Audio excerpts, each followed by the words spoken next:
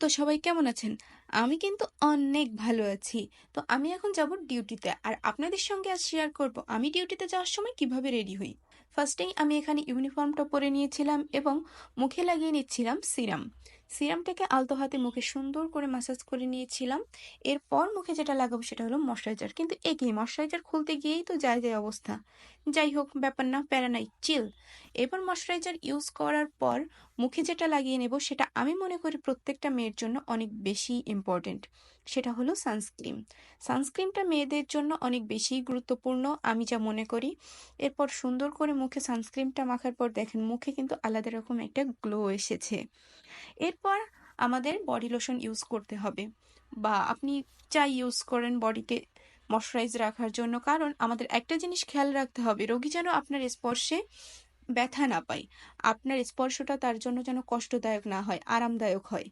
এরপর হলো সব থেকে বিরক্তিকর কাজ, সেটা হলো আমার চুল বাঁধা। কারণ আমার চুলগুলো অনেক বেশিই ছোট, এর জন্য চুল বাঁধতে গিয়ে অনেক বেশি কষ্ট হয়। যাই হোক, মাঝ বরাবর একটা সিঁথি কেড়ে আমি সাইড থেকে রোল করে করে নিচ্ছিলাম। দুই সাইডেই একইভাবে রোল করে নিব। এখন কিছু মানুষ এসে বলবে, ওমা তুমি মেকআপ করছো কেন, নার্সিংয়ে তো মেকআপ করা নিষেধ। আরে ভাই, মেকআপ আর স্কিন কেয়ার দুটো জিনিস অনেকটাই আলাদা। যাদের মেকআপ সেন্স আছে তারা এই জিনিসটা বুঝবে। শুধু শুধু হ্যাপার দিয়েন না তো। স্কিন কেয়ারটা অবশ্যই ইম্পর্টেন্ট মেয়েদের জন্য। আপনি শুধু শুধু পেইন নেন কেন, বুদ্ধি কি হাঁটুতে থাকে নাকি? এরপর যেটা সেটা হলো আমার আইডি কার্ড। আইডি কার্ডটা সুন্দর করে আমি গলায় ঝুলিয়ে নিয়েছিলাম। এটা গলায় দিলে কিন্তু আলাদা একটা ভাব আসে আর কি। যাই হোক, এ কথা না বলি।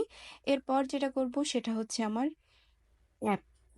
ক্যাপটাকে সুন্দর করে একটু ঝাঁকাঝোঁকা দিয়ে মাথার উপরে দিয়ে দিয়েছিলাম এবং সুন্দর করে ক্লিপ দিয়ে টাইট করে নিচ্ছিলাম। ক্যাপটা কিন্তু অনেক বেশি সুন্দর করে টাইট করা দরকার, না হলে সব থেকে বড় সমস্যা হচ্ছে সিএনজিতে ওঠার সময় গুতা লেগে খুলে যায়।